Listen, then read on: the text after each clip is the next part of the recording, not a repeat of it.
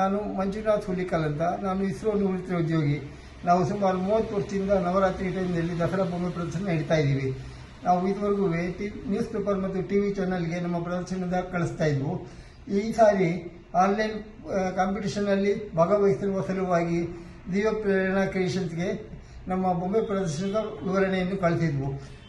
ಅದು ನಮಗೆ ಸೆಲೆಕ್ಷನ್ ಆಗುತ್ತೋ ಬಿಡುತ್ತೋ ಅನುಮಾನ ಕೊನೆ ತನಕ ಇತ್ತು. ಆಮೇಲೆ ರಿಸಲ್ಟ್ ಬಂದಾಗ ನೋಡಿ ಸ್ವಲ್ಪ ಶಾಕ್ ಆಯಿತು. ಇದು ನಾನೇನೋ ಬೇರೆ ಯಾರೋ ಅನ್ನೋದರ ಅನಿಸ್ತು. ಆಮೇಲೆ ಕನ್ಫರ್ಮ್ ಮಾಡಿಕೊಂಡೆ. ಇದು ಒಂದು ರೀತಿ ಬಯಸದೇ ಬಂದ ಭಾಗ್ಯ.